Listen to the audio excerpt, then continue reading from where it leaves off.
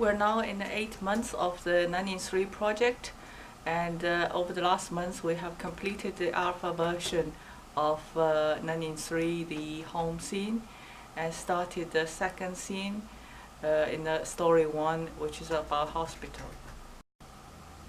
Okay, so I had to actually start with Diana first. So what I did was I posed Diana as though she was in the bed, and then I had to export that as that direct pose into Rondell's animations, because a lot of Rondell's animations actually rely on the position of where the bed is and where Diana is in relation to the bed. So it took a bit of time to figure that out, but what he does now is he does actually put his hand on the railing, and then he has his hand on her shoulder, which is kind of like in a possessive sort of manner. And he has like an idle, he has a shrug, and then he leaves. Should she kind of sit a bit more up? Possibly, yeah. There's a pillow to pop her up. There is going to be a couple of down. Yeah, there's going to be a couple of pillows, but yeah, you're probably right. She probably just needs to be further back. And as so when he put his hand on shoulder, it's more like on her breast. Well, I wouldn't go that far, but yeah. So so it took a bit of setup to that, because I had to find a way to export just that direct pose into this one, but I got that working. And there's kind of like a shrug in there as well, and then he'll come back. So you need minor adjust of her position. Yeah. And then I've also got the animations working for Teresa, and all these animations that you've just seen are in here as well. And also I've got head look target set up for everybody, and a couple of animations on all of them. So I'll show you that now. So I've got like one of the sequences is set up and in game.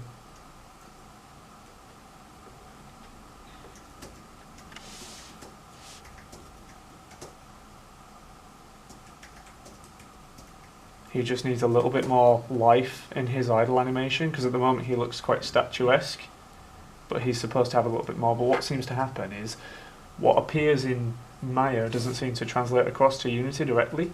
Okay. So there you can see everybody's like sort of looked away, so she's looked that way, he's looked that way. Can you bring this a bit bigger? This entire window? Yeah. Okay. Let's do that again.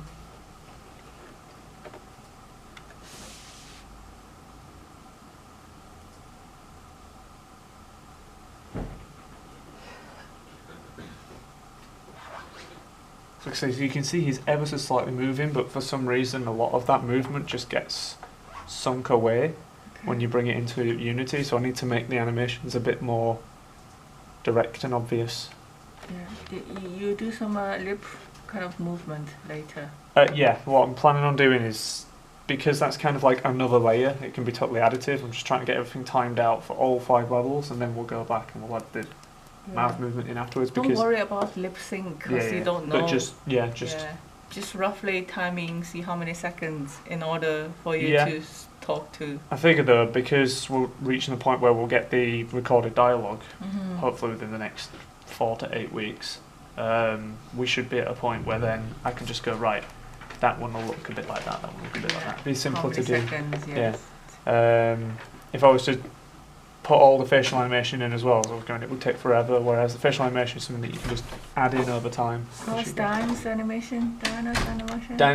Animations, they're in, so she has, I will show you them in Maya, because I don't have them hooked up in Unity yet. They're in Unity, but they aren't playing in Unity at the moment. Yeah, you haven't tried to the script. Not that one. This one. Okay. Still recording. So these are Diane's animations. So we've gone based upon. So we got all these animations in, and all of Rondell's and all of Teresa's. Those are 2 additive ones. So I've just got a nod and a shake head. Can play those Diana's animation, please. Where's the list of animations? Just here. Okay. So that's kind of like a frustrated. Yeah. And then she has like a crying animation. Is that crying or shrug? It's crying. So she has an idle. She has a sigh, which is that one.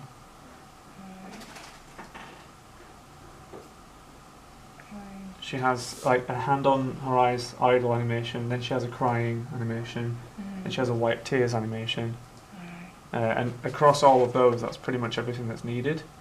At least that's according to my list. So, because a handful of these, like things like nodding. So are you separate into different animation, or is that just one? Oh no, they're all separate. So if I go into, They're separate animation files.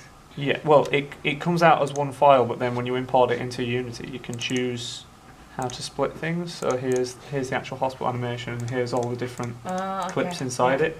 It's a better way than exporting out all the data twice. Yeah. So yeah, they're all set up and ready to go. Jessie's? Jessie's, so I think got an idle, got a walk in, and we have a looking down. So, oops, hang on, sorry. Up, down, walking. And the other thing is so the nodding and the looking upwards are again, they're additive animations, so they are actually in. They're already done.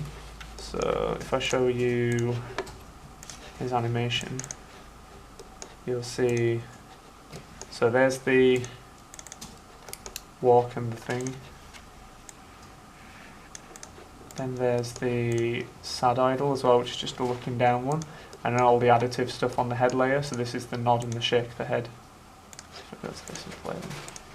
And because they all use the same skeleton, I get away with using the same animations on different ones. Okay.